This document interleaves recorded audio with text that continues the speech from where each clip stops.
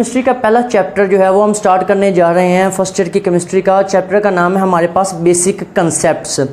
इस चैप्टर में हम देखेंगे कि केमिस्ट्री क्या होती है और इस तरह केमिस्ट्री के रिलेटेड जो बेसिक कंसेप्ट हैं जिसमें एटम आ जाता है, आयन आ जाता है, मॉलिक्यूल आ जाता है।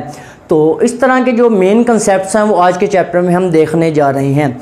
तो केमिस्ट्री को स्टडी करने से पहले मैं आपको ये बताता जाऊँ कि केमिस्ट्री जो है वो एक साइंस की एक शाख है, साइंस की एक ब्रांच है।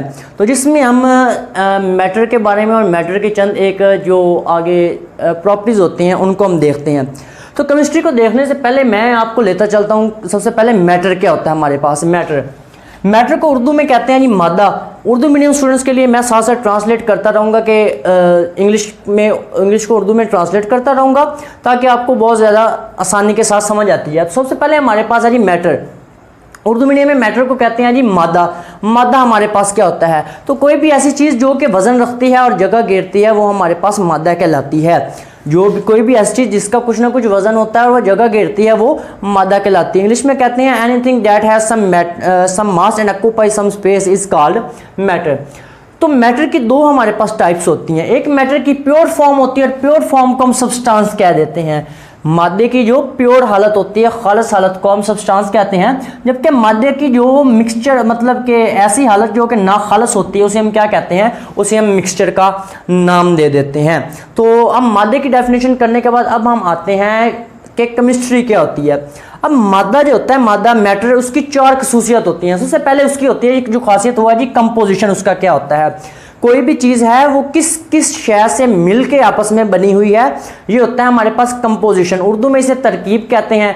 दूसरी चीज़ होता है मादा का स्ट्रक्चर, कि मादे की साख्त क्या है। फलां चीज़ का तो ये मादा बना हुआ है लेकिन वो वाली जो इसके मेन कंपोनेंट और किस तरह एक दूसरे के साथ जुड़े हुए हैं या उसके स्ट्रक्चर में आ जाता है। और थर्ड वन उसकी जो चीज़ आती है वो होती है प्रॉपर्टीज़। प्रॉपर्टीज़ को उर्दू में कहते हैं ख़ास। और फोर्थ वन जो हमारे पास है रिएक्शन। तो केमिस्ट्री हमारे पास साइंस की वो शाख है जिसमें हम मादे की कंपोजिशन, मैटर का कंपोजिशन, स्ट्रक्चर, प्रॉपर्टीज और रिएक्शंस का मुतालिया करते हैं, रिएक्शन की स्टडी करते हैं। हम ऐसे कह सकते हैं the branch of science that deal with the study of the composition, structure, properties and reactions of matter is called chemistry. उम्मीद है यहाँ तक आपको समझ आ गई होगी, ये मैंने एक्सप्लेन कर दिया है। अब इसमें बेसिक कंसेप्ट्स में हम देखते हैं। सबसे पहले हमारे पास बैकग्राउंड इसका क्या है।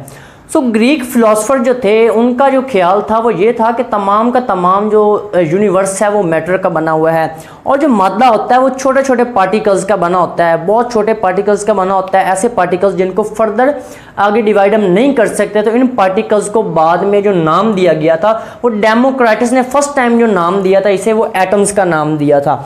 अब ये देखते जाएं एटम जो वर्ड है वो कहाँ से आया है। अब आपने 9th में पढ़ा था the word atom has been derived from two words.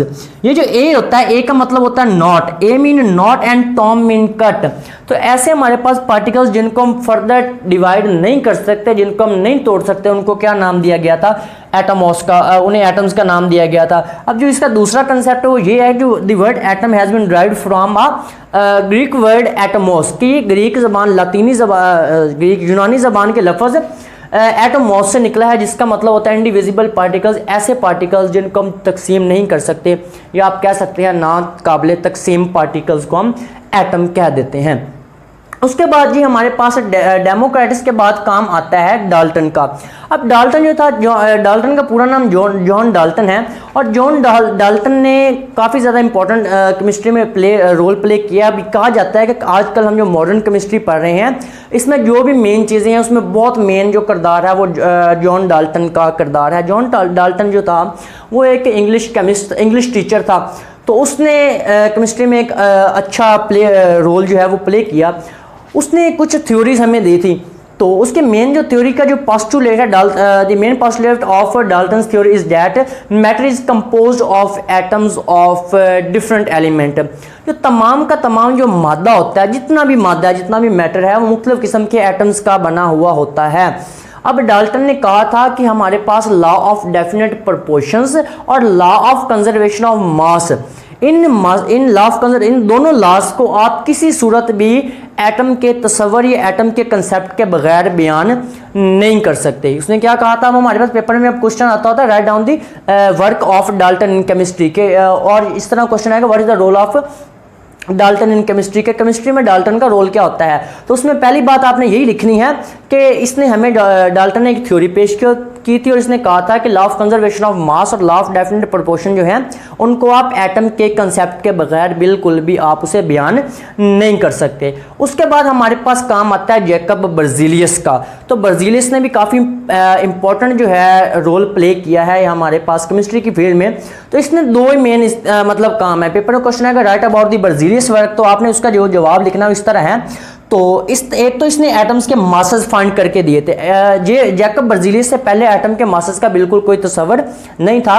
तो बर्जीलियस ने एटम्स के मासेस के बारे में बताया कि फलां एटम का इतना मास होता है और इस तरह उसे हम फाइंड कर सकते हैं। जबकि बर्जीलियस का जो दूसरा काम था वो ये था कि उसने सिंबल सिस्टम को मुतारफ करवाया था। सिंबल सिस्टम क्या कहते हैं, आप ऑलरेडी 9th में पढ़ चुके हैं। सिंबल कहते हैं अलामत को। फॉर एग्जाम्पल मैंने हाइड्रोजन को रिप्रेजेंट करना है तो मैं उसके लिए पूरा हाइड्रोजन नहीं लिखूंगा, उसके लिए मैं जहाँ पे H लिखूंगा तो आपको समझ आ जाएगी, तो H स्टैंड्स फॉर हाइड्रोजन। यहाँ पे मैं HE लिखूंगा आपको पता होगा हीलियम है वो। इसी तरह मैं जहाँ पे N लिखूंगा तो आपको क्या पता चल जाएगा, वो नाइट्रोजन है। तो बिल्कुल इसी तरह अब ये जो टोटल का रोल जो सिस्टम है सिंबल वाला किसने मुतारफ करवाया था, ये जैकब बर्जीलियस ने केमिस्ट्री की फील्ड में मुतारफ करवाया था।